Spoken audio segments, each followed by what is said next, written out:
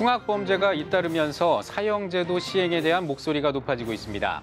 사형제도 찬반 논란과 이를 바라보는 우리 사회의 중요한 과제는 무엇인지 알아보겠습니다.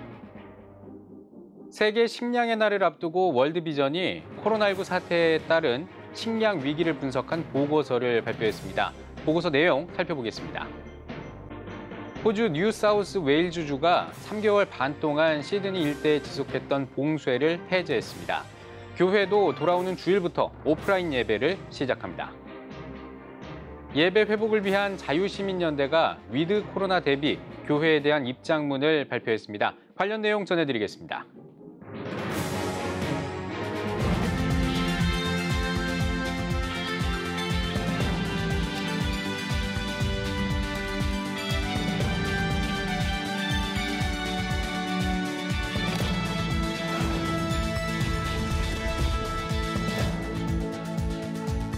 시청자 여러분 안녕하십니까? 10월 15일 CTS 뉴스입니다.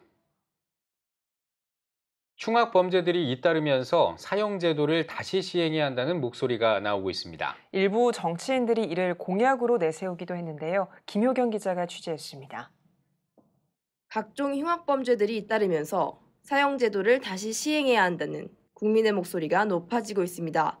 우리나라는 1997년 이후 사형을 집행하지 않는 실질적 사형 폐지국으로 분류되고 있지만 아직까지 형사소송법에는 법무부 장관이 사형 확정 판결 후 6개월 내 사형 집행을 할 수 있도록 명시돼 있습니다.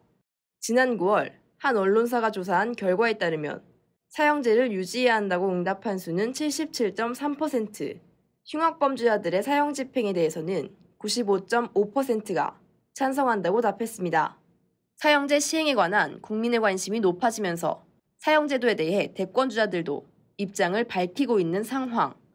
먼저 사형을 찬성하는 후보들은 흉악범죄는 강력하게 처벌해야 한다며 특히 아동학대 사건의 경우 법정 최고형을 내려야 한다고 말했습니다. 다른 한편에서는 아직 사형을 언급하기엔 시기상조라는 반응입니다. 사형이 사회적 문제의 해결 방안이 되지는 않는다는 것.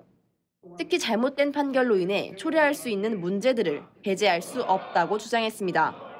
사형제 시행에 대한 찬반 입장이 맞서고 있는 가운데 전문가들은 사형제도 존폐에 있어 국민적 합의를 이끌어내는 과정이 먼저라고 조언합니다.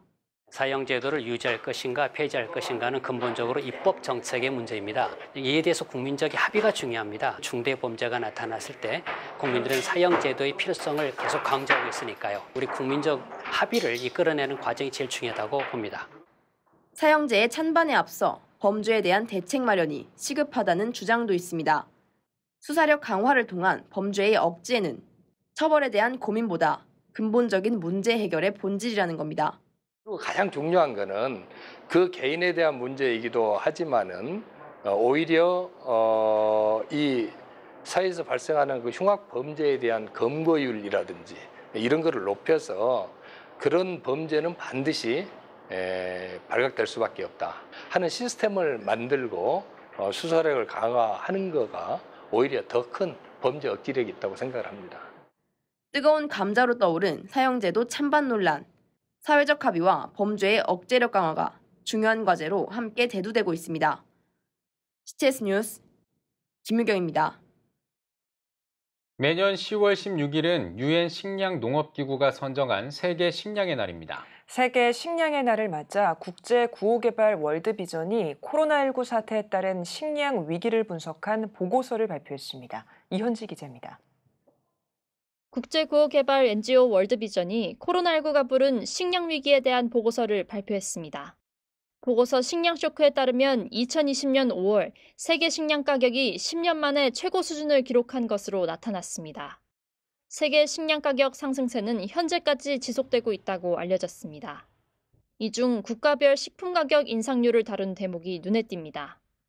식품 가격은 지난해 2월부터 올해 7월까지 평균적으로 영국 2.9%, 미국 3.6%, 일본과 캐나다는 4.8% 상승한 반면 미얀마 54%, 레바논 48%, 모잠비크 38.3%, 시리아는 29% 상승했습니다. 코로나19로 인한 식량 가격 인플레이션 현상이 최빈국과 개발도상국에서 상대적으로 더 두드러졌다고 볼 수 있는 대목입니다. 가장 취약한 국가에 살고 있는 사람들은 식량을 수입하는 국가 입장에서는 이렇게 수입해야 되는 식량 가격이나 운송해야 되는 운송 비용이 같이 올라가 버렸기 때문에 이런 사회 경제적인 충격을 훨씬 더 크게 내는 것 같아요. 그리고 단순히 그냥 식량을 더 구하기가 어려워졌다 수준이 아니라 이 사람들이 생존할 수 있는 환경이 더 열악해졌다라고 보는 게 맞습니다. 특히 월드비전은 코로나19로 인한 식량 인플레이션과 소득의 감소로 전 세계 영양실조 문제가 급격히 증가했다고 지적합니다. 보고서 조사 결과에 따르면 지난해 약 1억 6,100만 명이 영양실조를 겪었는데 이는 2019년 대비 약 25% 증가한 수치입니다. 또 코로나19로 인해 1분당 7명이 사망하는 반면 영양실조로 1분당 11명이 목숨을 잃고 있다고 전했습니다. 영양실조로 인한 사망자 수가 코로나19 질병으로 인한 사망자 수보다 더 높은 겁니다. 월드비전은 코로나19로 인한 식량 가격의 인플레이션 때문에 소득 감소와 식품 공급망 붕괴가 진행됐고 이로 인해 전 세계는 아동 영양실조의 대유행에 직면했다고 경고합니다.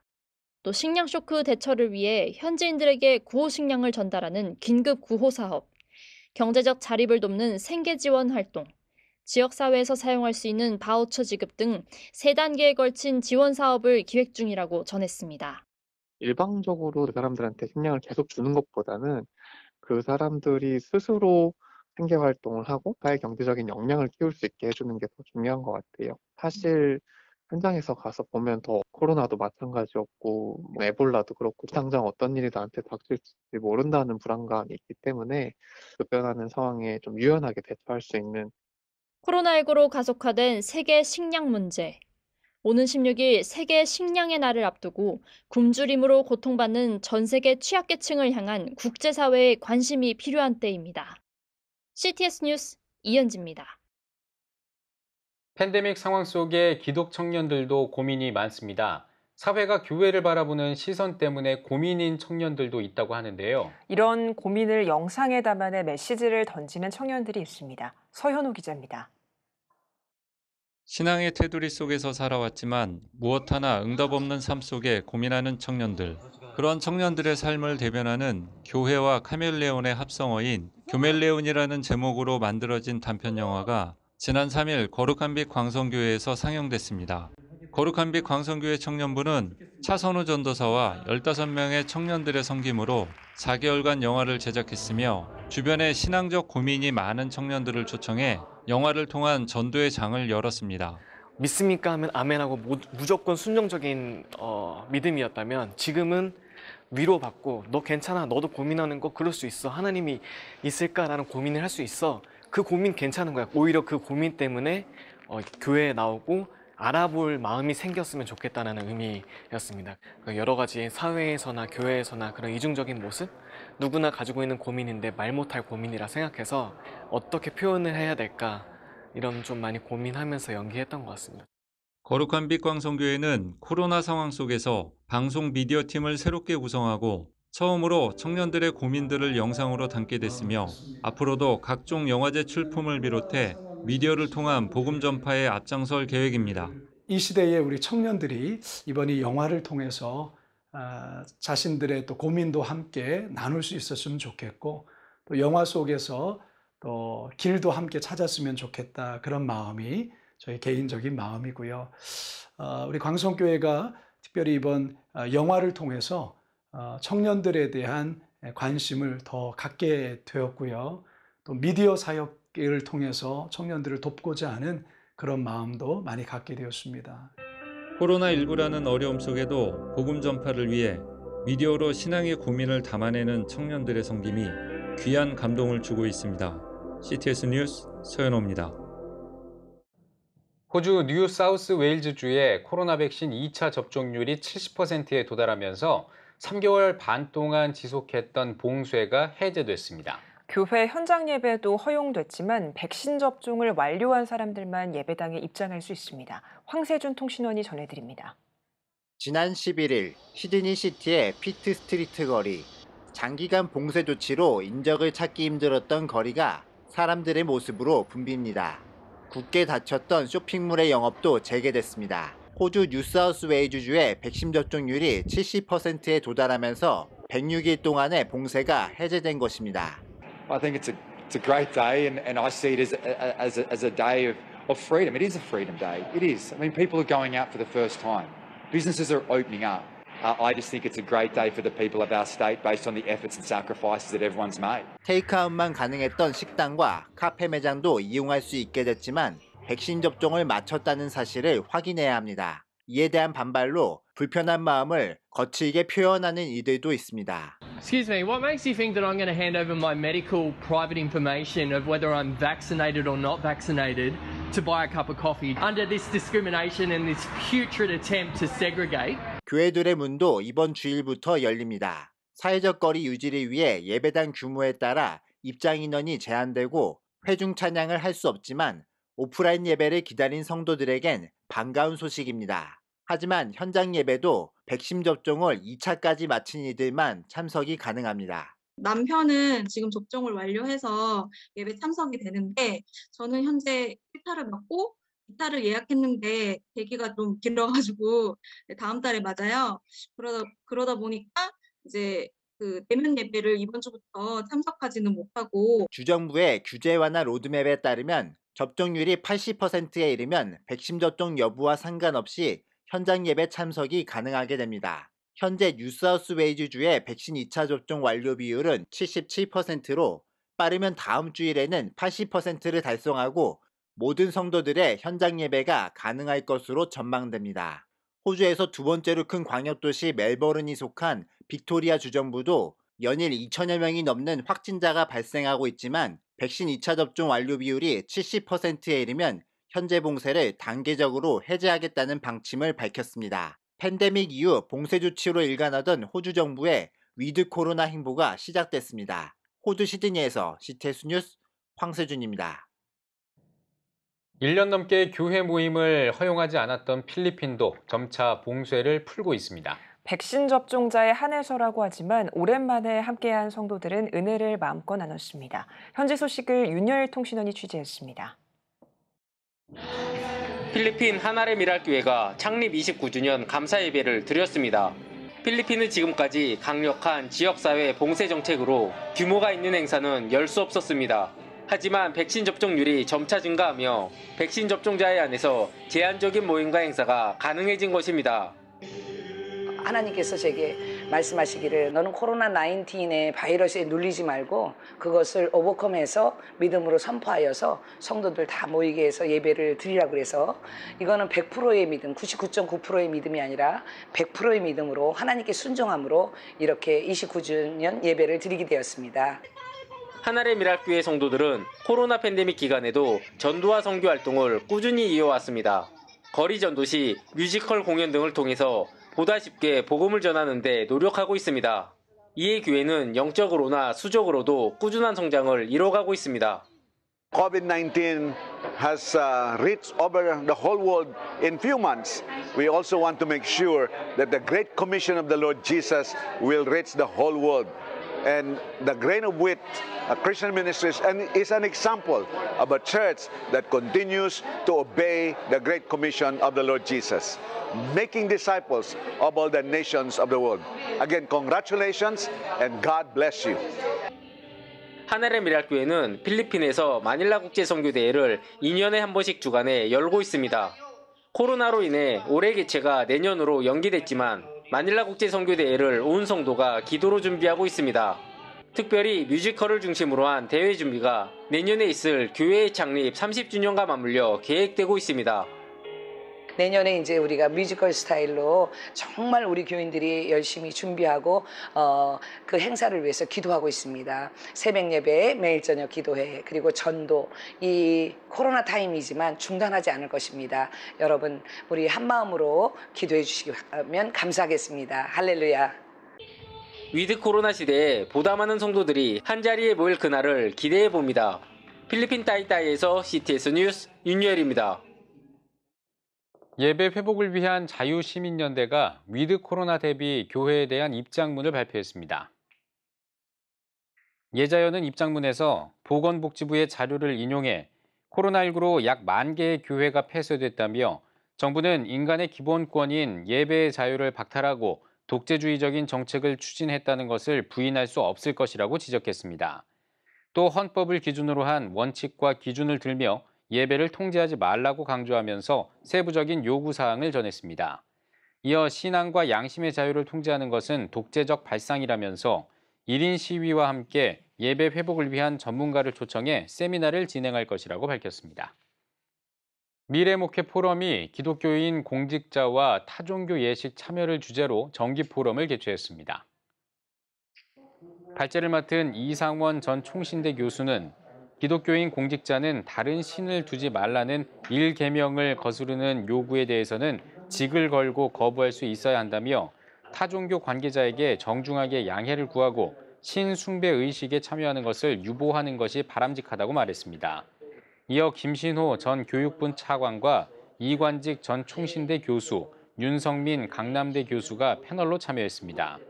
앞서 인사말을 전한 미래목회 포럼 오정호 대표는 선거의 계절을 앞두고 적어도 성도들의 신앙을 보존, 보호하는 것은 교회 영적 지도자들의 책임이라고 강조했습니다. 타 종교에 있는 분들에게도 우리의 지금 견해, 우리의 그 매뉴얼, 우리의 가이드라인을 알려줘서 쓸데없는 갈등을 잠재우는 건 역시도 우리가 해야 될 일이 아닌가. 우리 기독교회가 정말 신앙의 정체성을 회복하고 또 이 진리의 길을 묵묵히 걸어가는 분들을 뒤에서 후원해주는 정말 응원 그룹이 되기를 진심으로 원하는 마음으로 오늘 포럼을 개최하게 되었습니다. 대한예수교 장로회 통합총회 여전도회 전국연합회 51대 신임회장으로 선출된 최효녀 장로가 새 회기에 대한 포부를 밝혔습니다. 최 회장은 여전도회가 화합할 때라며 새로 구성된 임원회와 실행위원들이 한마음 한뜻으로 열심히 일하고 섬기겠다고 전했습니다. 이와 함께 86회기 주요 사업으로 북한 해외 선교를 포함한 여전도회 주간 선교 사업을 지속적으로 진행하며 세계적인 이슈인 기후변화 위기에도 관심을 갖고 함께할 예정이라고 밝혔습니다. 대한예수교 장로회 백석대신총회 양일호 총회장이 퇴임을 앞두고 기자간담회를 열었습니다. 양 총회장은 한 회기 동안 코로나19로 고통이 심해진 교단 안에 있는 어려운 교회와 목회자들을 돕기 위한 활동에 앞장섰다며 퇴임한 뒤에도 총회와 소속 교회들을 돕는 데 적극 헌신하겠다고 밝혔습니다. 예장 백석 대신총회는 최근 유지연금재단을 설립했으며 한국교회 총연합에 가입해 활동하고 있습니다. 뉴욕 베이사이드에 있는 주나목 교회가 선교지를 후원하기 위한 바자회를 개최했습니다. 지역 주민들을 위해 교회 앞마당에서 열린 바자회에서는 한식을 비롯한 음식과 의류, 도서, 전자제품 등 다양한 물건을 판매했으며 교회 카페에서는 뉴욕에서 활동하고 있는 크리스천 뮤지션들의 라이브 공연도 열렸습니다. 이 시간을 통해서 이 교회가 이 사회와 소통하고 그리고 또 서로 나눔의 사랑을 실천하는 그런 계기로 삼고 있습니다. 그리고 또 차단됐던 모든 관계가 회복되고 특별히 그 안에서 하나님이 허락해 주신 이 기회를 통해서 다시 한번 선교지에 후원할 수 있는 그런 계기도 마련하고자 이렇게 바자회를 열게 됐습니다. 뉴욕 주나목 교회는 매년 가을마다 지역사회와 선교지를 돕기 위한 바자회를 이어오고 있으며 이번에 모인 후원금은 선교지와 선교단체를 돕기 위해 사용할 계획입니다.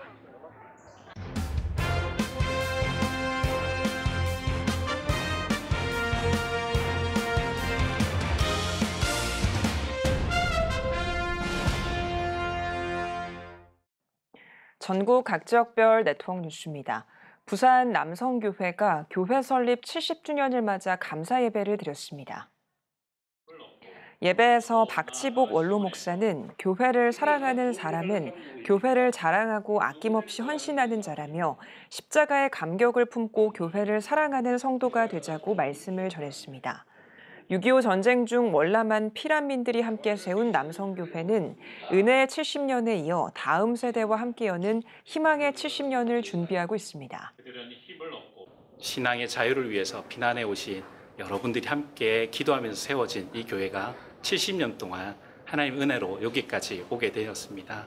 앞으로 이제 70년 다음 세대를 또한 세우고 또 우리가 부산을 또 성시화하고 또 시대를 감당하는 교회로 하나님 앞에서 귀하게 쓰임받기를 기대하고 있습니다. 사단법인 민족지도자 손양원 목사 기념 사업회가 손양원 목사 순교 71주기 기념 창작 오페라를 선보였습니다. 오페라 하늘 가는 밝은 길이는 여순 사건 당시 죽임을 당한 손양원 목사의 두 아들 이야기를 시작으로 순교하기까지의 내용을 담고 있습니다. 민족 지도자 손양원 목사 기념 사업회는 매주 나라와 민족, 지역을 위한 기도회를 열고 있으며 평화 추모공원 조성을 위한 범시민적 기도운동도 진행하고 있습니다. 광영중앙교회가 창립 35주년을 맞아 감사예배를 드렸습니다. 설교에서 광영중앙교회 조기민 목사는 말씀을 듣고 배움으로 믿음이 성장한다며 기도와 모이기에 힘써서 하나님이 기뻐하시는 교회를 세워가자고 말했습니다. 이어 신앙을 전수하기 위해 전교인이 필사한 성경을 다음 세대에게 전달하고 성전에 봉헌하는 시간을 가졌습니다. 대한예수교장로회 백석 제주노회가 제주 평안교회에서 58회 정기노회를 열었습니다. 개회 예배에서 말씀을 전한 제주노회장 고활선 목사는 사랑은 그리스도인들이 지켜야 할 최고의 사명이라며 우리도 이웃의 허물을 용서하고 품어야 한다고 말했습니다. 또 예수님의 크신 사랑을 받은 자로서 합당한 삶을 살아가는 목회자와 교회가 되자고 당부했습니다. 이어 회무 처리를 통해 각 위원회 보고와 안건 심의를 진행했습니다.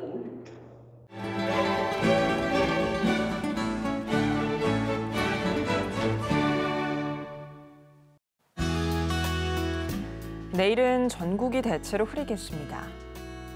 아침 최저기온은 12도에서 19도, 낮 최고기온은 13도에서 20도가 되겠습니다. 주간 날씨 해봅니다. 19일과 20일은 강원 영동에 비가 오는 곳이 있겠습니다.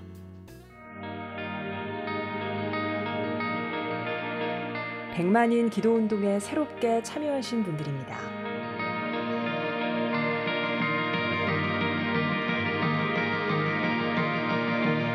백만인 기도운동을 통해 보내주신 후원금은 국내는 물론 전 세계를 향한 CTS의 영상 선교 사역을 위해 소중하게 쓰이고 있습니다.